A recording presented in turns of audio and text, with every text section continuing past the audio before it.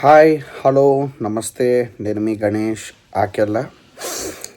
First of all మీరందరూ నాకు తొందరగా సబ్స్క్రైబ్ చేసేసుకోవాలి. ఎందుకంటే పక్కన ఉన్న గంటను కూడా కొట్టేస్తే నేను కొంచెం మంచి మంచి వీడియోలు మీకు పెడతాను కాబట్టి, ఇలాంటి సినిమాలన్నీ మీకు చూసి వచ్చి రివ్యూలు ఇస్తాను కాబట్టి. సినిమా ఎలా ఉంది, నచ్చిందా నచ్చలేదా అనే దానికంటే ముందు రెండు పాయింట్లు చెప్తా. మనం ఈ సినిమాకి ఎందుకు వెళ్తున్నాం? Balayya Babu Boyapati combo 4th time వస్తుంది కాబట్టి. సరే, ఈ సినిమాకి వెళ్తున్నప్పుడు మనం ఏం ఎక్స్పెక్ట్ చేస్తాం? ఫుల్ ఆన్ యాక్షన్ ఎంటర్టైనర్ ఉంటుంది. మనకు తెలుసు బాలయ్య బాబు బోయపాటి కలిస్తే ఒక ఓవర్ ద టాప్ మాస్ ఉంటుంది. అసలు అన్ఎక్స్పెక్టెడ్ రేంజ్లో ఫైట్స్ ఉంటాయి. ఇవన్నీ తెలుసు. సో వితౌట్ సే లాజిక్ వెళ్ళి థియేటర్లో కూర్చుంటే సినిమా మనల్ని సాటిస్ఫై చేస్తుందా లేదా అనే పాయింట్లోనే కూర్చుంటాం. నేను ఎలా కూర్చున్నానంటే చెప్తా. బేసిక్గా నాకు కాలు బాగాలేదు. సో డాక్టర్ బెడ్ రెస్ట్ చెప్పాడు. ఇంట్లో కూర్చున్నా. మా ఒకడు వచ్చాడు, సినిమాకి వెళ్దాం రా అన్నాడు. ఎందుకు బ్రో, బాలయ్య బాబు సినిమాకి ప్రీమియర్ వద్దులే అన్న. మా వాడు అంటాడా ఎనలా. సరే అని చెప్పి వెళ్దాం అని అంటే నేను వెళ్ళేవాడిని. నేను ఒక్కడినే వెళ్ళక టెంప్ట్ అయ్యి బలవంతంగా నన్ను లాక్కెళ్ళారు. ఆ లాక్కెళ్ళడంలో నేను ఒక్కడినే ఎందుకు, ఇంట్లో వాళ్ళు కూడా అలాగే చూడాలి కదా అని చెప్పి నీట్గా మా ఫ్యామిలీని కూడా ఒప్పించి ఫైనల్గా నన్ను లోపలికి తీసుకెళ్ళారు. థియేటర్లో కూర్చోబెట్టారు. సినిమా చూస్తున్నా. ఓకే, సినిమా స్టార్ట్ అయింది. ఓకే, బాలయ్య బాబు ఎంట్రీ ఇచ్చాడు. ఓకే, సినిమా అంతా ఒక స్టోరీతో వెళ్తోంది. ఒక పాయింట్ ఆఫ్ టైంలో వెళ్తోంది అంతా. ఓకే అనుకున్నా. అఫ్ కోర్స్ ఇంటర్వెల్ దగ్గరికి వస్తుంటే మనకి అఖండ అనే క్యారెక్టర్ ఇంట్రడ్యూస్ వస్తుంది కంపల్సరీ అని మనందరికీ తెలుసు. ఎందుకు అని అంటే అఫ్ కోర్స్ బోయపాటి బాలయ్య బాబు సినిమాల్లో ఇదే మేజర్ హైలైట్ కాబట్టి.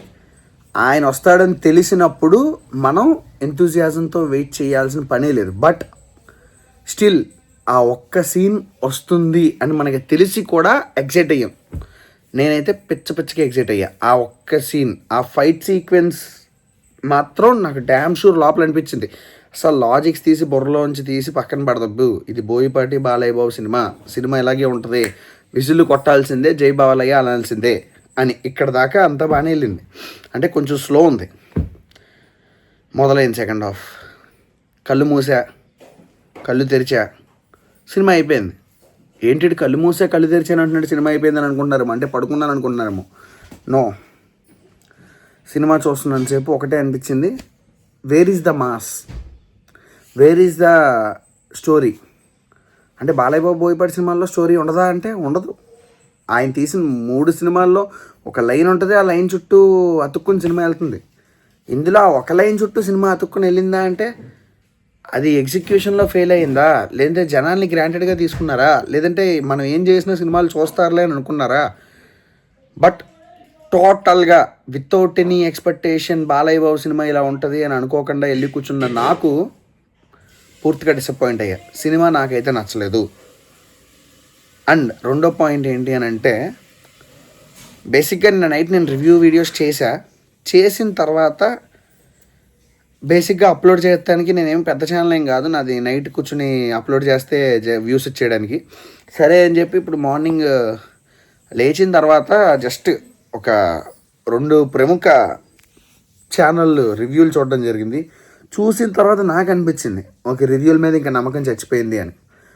అఫ్కోర్స్ ఐఎమ్ ఏ రివ్యూవర్, నేను రివ్యూలు ఇస్తుంటే కూడా నాకు ఆ ఫీలింగ్ ఉంటుంది. బట్ వాళ్ళు ఇచ్చిన రివ్యూలు చూసిన తర్వాత నేను నిజంగా సినిమాలు చచ్చిపోవడానికి, జనాలు థియేటర్లకు రాకపోవడానికి ఇలాంటి వాళ్ళే కారణం అని నేను ఇంకా వాళ్ళ పేర్లు చెప్పదలుచుకోలే.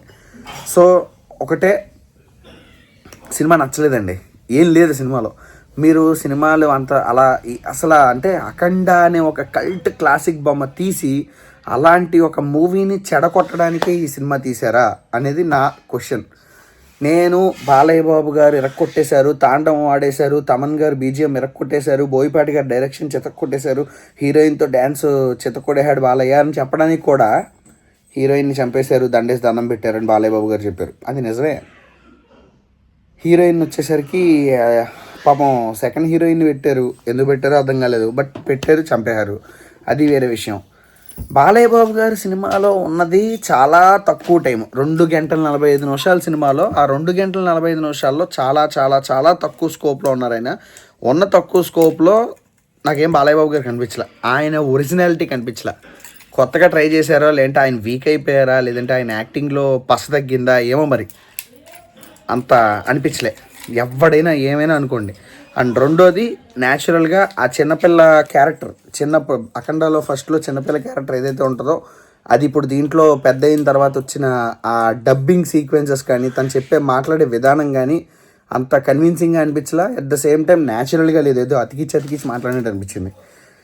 నేను ఇన్ని తప్పులు వెతుకుతూ సినిమా చూసానా అని మీకు ఫీలింగ్ రావచ్చు, బట్ ఐ స్వేర్ నాకు సినిమా చూసేటప్పుడు ఒకటే ఫీలింగ్, బాలయ్య బాబు బోయపాటి మాస్ చూస్తాం మనం ఈరోజు అనే ఒక సీన్లోనే వెళ్ళి థియేటర్లో కూర్చున్నా. ఆయన మాస్ చూపించాడా, మెసేజ్ చూపించాడా, ఇవన్నీ నేను పక్కన పెట్టేస్తాను. నేను బేసిక్గా ఏ సినిమాకి లాజిక్స్తో చూడను, ఏ సినిమాకి లాజిక్స్తో చూడాలి, ఏ సినిమాకి లాజిక్స్తో చూడకూడదు అనేది మినిమం క్లారిటీ ఉండేది నేను సినిమాకి వెళ్తా. నేను లిటరల్లీ చెప్తున్నా, ఇంకొకసారి బాలయ్య బాబు సినిమా ఏదైనా సరే రిలీజ్ రోజు వెళ్ళాలి అంటే భయపడేవాడిని ఇది వరకు. అలాంటిది బోయపాటి బాలయ్య బాబు సినిమా ధైర్యంగా వెళ్ళి గుండెలమే చేసుకుని కూర్చోవచ్చు అని అనుకున్నా. ఆ గుండెలు కాస్త కిందకి జారిపోయినాయి. అట్ ద సేమ్ టైం ఒక ఇన్సిడెంట్ చెప్పాలనుకుంటున్నా. బేసిక్గా నాకు కాలు బాగాలేదు, చాలా స్లోగా కుంటుకుంటూ సినిమా అయిపోయిన తర్వాత వస్తున్నా లిఫ్ట్ ఎక్కుదామని. లిఫ్ట్లో 4 మనుషులు ఉన్నారు. సరే నన్ను చూసి పాపం ఆపారనమాట. కొంచెం లిఫ్ట్ మళ్ళీ వెళ్ళిపోద్దేమో అని స్పీడ్గా నడుచుకుంటుంటే ఆడు ఆపి, భయ్యా ఎందుకు అంత కంగారు పడిపోతున్నారు, ఆల్రెడీ బాలయ్య బాబు పడుకోబెట్టాడు మనల్ని థియేటర్లో, ఇప్పుడు మీరు వచ్చేసి పడిపోయారు అనుకోండి, మళ్ళీ ఆ దెబ్బ మీద దెబ్బ అవసరం అంటారా మనకి అని అన్నాడు. నాకు ఒక్కసారిగా బాలయ్య బాబు అభిమానులు అలా మాట్లాడుతున్నారేంట్రా బాబు అనే ఫీలింగ్ వచ్చింది. అఫ్కోర్స్ మీరు అనుకోవచ్చు ఆడు బాలయ్య బాబు అభిమానా కాదా అని. అభిమానే. ఎందుకనంటే గొంతు చించుకొని బాలయ్య బాబు జై బాలయ్య అని అరుచుకుంటూనే ఉన్నాడు. అంటే న్యూట్రల్ ఆడియన్ అయితే కాదు, ఆయన పెద్ద మనిషి, బాగా దగ్గర 40 to 50 ఇయర్స్ ఏజ్ ఉన్న క్యాండిడేట్. ఏం చెప్పాలి, నేనైతే చాలా డిసప్పాయింట్ అయ్యా. ఎందుకు డిసప్పాయింట్ అయ్యాను అని అంటే, నేను అంతంత రేట్లు పెట్టి బేసిక్గా వెళ్ళడం వల్ల డిసప్పాయింట్ అయ్యా. ఎందుకు అని అంటే, నేను ఒక్కనే వెళ్ళుంటే అంత సాటిస్ఫై పోయిందిలే అని అనుకునేవాడిని. మా వాళ్ళు నన్ను బలవంతంగా తీసుకెళ్తున్నప్పుడు సర్లే నేను ఎలాగ వస్తున్నాను కదరా, మిగతా వాళ్ళని కూడా తీసుకెళ్తాను, మా ఇంట్లో నేను లాక్కెళ్ళి నిజంగా ఆ రేట్లు ఇంట్లో తెలిస్తే పేకమే కాలేజ్ తొక్కేస్తారు నన్ను. బేసిక్గా ఇంకొకసారి సినిమా థియేటర్లోకి వెళ్ళాలంటే భయపెట్టేస్తారనమాట. అంత దారుణంగా అంతంత రేట్లు పెట్టేసి ఒక సినిమా సర్లేండి, ఇంకా నేను చెప్పదలుచుకోవాలా. I'm very disappointed with this movie. మీరు థియేటర్కి వెళ్ళి చూడాలి అనుకుంటే మీరు చూసి ఎలా ఉందన్నది నాకు చెప్పుకోండి. బట్ నా సజెషన్ ఏంటి అని అంటే, ఇంకా నేను చెప్పదలుచుకోను. నా సజెషన్ ఏంటి అని అంటే, నాకైతే నచ్చలేదు. సో నా సజెషన్ వద్దనే చెప్తా. Thank you so much. Signing off. నేను మీ గణేష్ అఖిల. బాయ్.